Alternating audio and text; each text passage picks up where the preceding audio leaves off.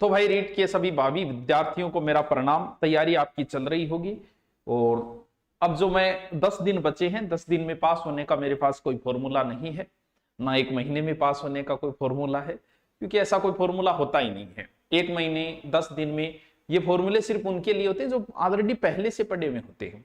और ऐसी चीजों पे व्यू ज्यादा आते हैं, क्योंकि पहले तो बोले अब महीना बचा है तैयारी करेंगे तो बोल महीने वाला फॉर्मूला देख लेते, फिर 10 दिन, फिर लास्ट में 1 दिन का भी फॉर्मूला जो है वो देखने की कोशिश करते हैं कि ऐसा भी क्या कोई फॉर्मूला है। तो ऐसा कोई फॉर्मूला नहीं होता है। अब गिने चुने दिन बचे हैं, अब कैसा किस तरीके से थोड़ा सा 10 दिन का थोड़ा सा नॉर्मल बातें बताता हूं मैं, क्योंकि कई दिन हो गए आपसे मुलाकात नहीं और थोड़ी सी बातें भी कर लेते हैं इस बहाने से रीट से संबंधित। पहली बात तो है कि रीट में आपको 130 140 नंबर लेके नहीं आने हैं, कोई मतलब नहीं है।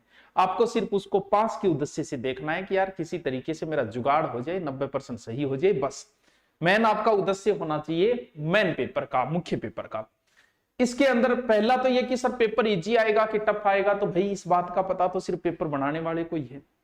दूसरी बात यह कि अगर थोड़ा सा टफ डाल दिया तो हालत यह हो जाएगी कि जितने भर्ती है उतने पास नहीं हो पाएंगे। पेपर एवरेज आता है जैसा आता है, हो सकता है कोई एक पार्ट टफ डाल दे, जैसे एक पॉलिटिकल टफ डाल दे, या संस्कृत की शिक्षण विधियां टफ डाल दे, या साइकोलॉजी, कोई एक पार्ट कर सकता है, इससे कोई ज्यादा फर्क नहीं। यानी पेपर एवरेज आना है, आपको 60% लेके आना, आपका यही उद्देश्य है। नेगेटिव मार्किंग है नहीं कि किसी तरीके से मैं संपूर्ण अटेम्प्ट कर दूं, पूरे प्रश्न कर दूं तो मेरे किसी तरीके से जुगाड़ हो जाए। अब इस पेपर में बैठने वाले 2 विद्यार्थी हैं, दोनों की हम थोड़ी चर्चा करें। एक तो पुराने विद्यार्थी हैं और एक जो है वो एकदम फ्रेश नए विद्यार्थी है। 2 ही तरीके के विद्यार्थी बैठते हैं। जो विद्यार्थी पुराने हैं और जिनके पिछली बार 100+ आए हैं, कोई टेंशन लेने की उनको ज्यादा जरूरत नहीं है, ना ही तो उन्हें कुछ एक्स्ट्रा पढ़ना है, क्योंकि जब आपके पहले वाले नोट्सों से आपके 100+ आ गए तो अब की बार भी आ जाएंगे। उनको पुराने वाले सिर्फ रिवीजन करना है, नए टॉपिक बिल्कुल भी नहीं छेड़ना। आपका अगर कोई टॉपिक बच गया तो बचने दो, आपको कोई 145 लेके नहीं आने हैं, आपको 90 का जुगाड़ करना है, आपके दिमाग में यही चलना चाहिए। तो फिर बच गया 80% तो हो गया, आपका हो गया, उतने से आपका काम चल जाएगा।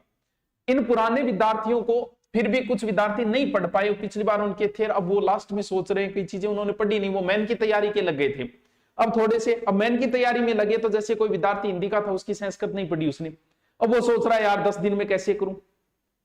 तो उसके लिए जो पिछले बार विद्यार्थियों का जो 8-10 दिन बचे हैं, कम से कम आप 20 मॉडल पेपर निकालने की जरूर प्रैक्टिस करना।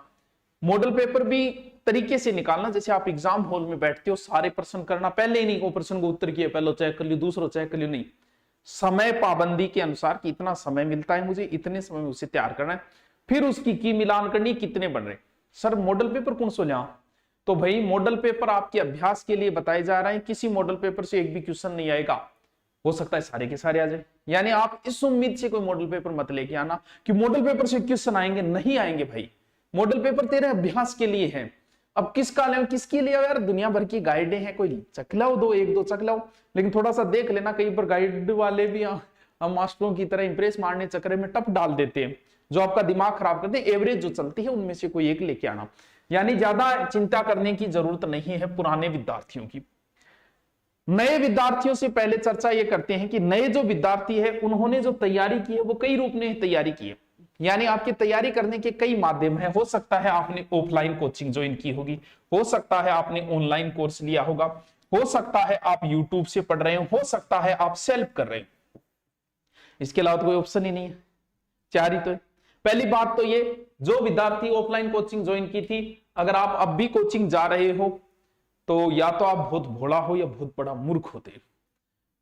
छोड़ तो आपको एग्जाम से 1 महीने पहले ही देना चाहिए था, लेकिन अब भी आप जा रहे हो कि कुछ होगा, आपको कुछ ऐसा ब्रह्म ज्ञान दिया जाएगा, कुछ संजीवनी दी जाएगी, या फिर ये बच गया हमारा पूरा, इस उम्मीद से अगर अब भी आप जा रहे हो तो भाइयों थे बहुत भोला हो, छोड़ देना अब भी से। अब जो दिन बचे, अब दिन नहीं बचे, समय अपना बर्बाद मत करो। ऑनलाइन जो पढ़ रहे हैं, अब अगर आपका 80% हुआ है ऑनलाइन के अंदर, आपका सिलेबस का मतलब सिलेबस संपूर्ण मिल जाता है, लेकिन 80% आप पढ़ पाए तो कोई बात नहीं, छोड़ दो, बाकी छोड़ दो, आपको तो 90 ही तो लेके आने हैं, तो उस हिसाब से आपको उतना ही करना है ऑनलाइन के अंदर। अब देखना भी अगर पढ़े ऑनलाइन तो सिर्फ वही देखो कि जैसे संस्कृत की शिक्षण विधियां ओनली वही देखो, उसको भी स्पीड बढ़ा के देखो, उसमें भी हो सके उतना समय बर्बाद कम करना है। अब कोई नया कोर्स नहीं फेंक लेना है, भले किसी प्रकार का हमारी ओर से कोई उभराए, आपको अब विश्वास करना ही नहीं, दिन 10 बचे ऐसा कोई कदम नहीं उठाना है। कुछ बच्चे यूट्यूब से पढ़ रहे थे, यूट्यूब को भी वही फॉर्मूला रखो, समय बर्बाद मत करो इनके चक्रों में। हम हमारे व्यू के चक्रों में ऐसा कर देते हैं, नई नई तरीके ले आते हैं, नए नए टेस्ट पेपर मॉडल पेपर ले आते हैं, बाकी ये आपका समय बर्बाद कर रहे हैं। आप मॉडल पेपर खुद निकालो, खुद अभ्यास करो। यूट्यूब पे भी देखना है तो सिर्फ अपलोड वीडियो देखो, उसके अंदर भी क्या देखना है, उसको भी स्पीड बढ़ा के, जो नहीं आ रहा है वो ओनली, अब ये नहीं पुराने वाले रिपीट डबल मार्क करता जा रहा हो, नहीं आ रहा है वो भी स्पीड बढ़ा के आप देखो। सेल्फ स्टडी कुछ नहीं, जैसे चल रही है वैसे चलने दो, क्योंकि काम तो ये, यानी इन सभी में सर्वश्रेष्ठ जो है वो सेल्फ स्टडी ही सर्वश्रेष्ठ स्टडी मानी गई है, उसे ग्रंथों में लिखना भूल गए थे। चल, अब ये तो होगी आपकी तैयारी चल रही है वैसे चलने दो। नए स्टूडेंट जो है, अगर आपका 80% सिलेबस है तो आप, अब मान लो कि कोई नया स्टूडेंट था, उसको संस्कृत नहीं पढ़ पाया वो, और 10-12 क्वेश्चन का उसे जुगाड़ करना है, तो संस्कृत में भी तो 2 पार्ट है, एक ग्रामर है, एक शिक्षण विधियां है। ग्रामर को 10 दिनों में रिपीट मार के और तैयार करके प्रश्न करके आना बहुत मुश्किल काम, तो फिर बाकी बच गई 10-12-15 नंबर शिक्षण विधि की आएगी, सिर्फ उतना ही पढ़ ले। अब मान लो कि बेचारा कोई नया विद्यार्थी था, कोचिंग में सिलेबस हो नहीं पाया, शिक्षण विधियों के नोट्स नहीं बना पाए। अब नोट्स बनाने की ट्राई मत करना, नोट्स खुद के होने चाहिए, बात एकदम सही है, लेकिन आपके पास 10 टॉपिक लगते हैं, 9 के खुद के नोट्स अच्छे हैं, तो एक टॉपिक का जरूरी थोड़ी कि आप खुद बनाओ यार, कहीं से जुगाड़ कर लो। अगर आपकी शिक्षण विधियां मान लो किसी की सामाजिक की, साइंस की, हिंदी की, किसी की भी शिक्षण विधियां आप नहीं पढ़ पाए, पढ़ना है, अब क्या करना है, इससे कोई फर्क नहीं पड़ेगा। 10% अगर आप कहीं से शिक्षण विधि ले आते हो, किसी की ले आओ, आपके साथी की बनाई हुई ले आओ, किसी कोचिंग की ले आओ, उसको रिपीट मार लो 10 दिनों में, आपका जुगाड़ हो जाएगा। 15 क्वेश्चन में 10-12 क्वेश्चन का आपका जुगाड़ इतना हो जाएगा। फिर देखो कि अब बात यह है, जैसे मुझे भी साइंस का, तो आपको देखो साइंस वालों, जैसे मैं ऐसा इसकी बात करूं भाई, ग्रामर पोर्शन है आपको आता है, अच्छी बात है, नहीं आ रहा, आप नहीं पढ़ा तो शिक्षण विधियां पढ़ लो, उससे जुगाड़ बैठ जाएगा। अब बात ये आई एसएस के अंदर राजस्थान जीके आएगा, तो भैया पीछे वाले पेपर उठा के देख लो, राजस्थान के जीके के क्वेश्चन राजस्थान अध्ययन से उठा रहा है। अभी जैसे बहुत सारे उंदे सुंदा उत्तर मान लिया वन अधीनस्थ बोर्ड, तो उनका जो सारे वही क्वेश्चन है जो राजस्थान बोर्ड में लिखे हुए हैं, तो राजस्थान अध्ययन पढ़ लो, आपके पास किताब है तो ठीक है, वरना राजस्थान अध्ययन की आती है, बहुतों की आती है, किसी की भी ले आओ, ठीक है, वो पढ़ लो। इंडिया जीके भी लगता है आपको, इंडिया की ज्योग्राफी लगती है, हिस्ट्री लगती है, पॉलिटिकल लगती है।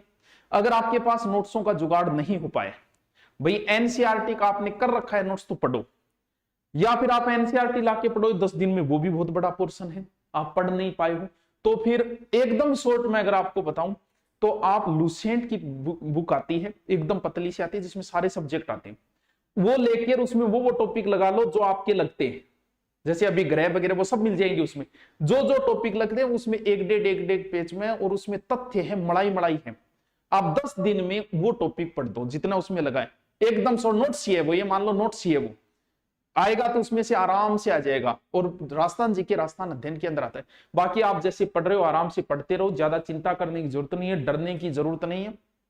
किसी तरीके से डराया जा सकता है स्टूडेंट और बीमार को, किसी तरीके से ठगा जा सकता है, किसी तरीके से डराया जा सकता है। पेपर जो है वो एवरेज आएगा, आपका उद्देश्य पहला ये होना चाहिए कि पेपर कंप्लीट मैं कर सकूं सारे क्वेश्चन। अगर आप सारे क्वेश्चन कर पाते हो तो आप आराम से पास हो जाओगे। पास ही तो होना यार, कौन सा 150, अब टॉप लाना तो बात हो। अब अगर किसी चीज की आप नहीं पढ़ पाए हो तो उसके नोट्स कहीं से भी ले आओ, किसी मित्र से मांग के ले आओ, वो नोट्स रिपीट मार दो 10 दिनों में। अगर नहीं पढ़ पाए, अब नोट्स बनाना मत, अब मत बनाना 10 दिन में, वरना बहुत टाइम बर्बाद होगा। किसी के ले आओ, उनको रिपीट मार दो। बाकी आपकी तैयारी अच्छी तरह, फिर भी कोई समस्या हो तो कमेंट कर देना। हाँ, अब कुछ क्वेश्चन हम आपको देंगे 20 तारीख तक, जो एसएस के, और जैसे रीट के अंदर जैसे साइकोलॉजी में एक तो आरटीआई लगता है, एक एनसीएफ लगता है, वो नोट्स मैंने टेलीग्राम पे डाले हैं, उसका लिंक दिया गया है, वहां से देख लो। मैं पिछली बार 7-8 क्वेश्चन आए, तो ऐसे शॉर्टकट करके आप अपना काम चला लो, क्योंकि आपको तो 90 क्वेश्चन करने किसी प्रकार से। ओके, थैंक यू, लगे रहिए भाई अध्यापकों, आपको बहुत बहुत शुभकामनाएं।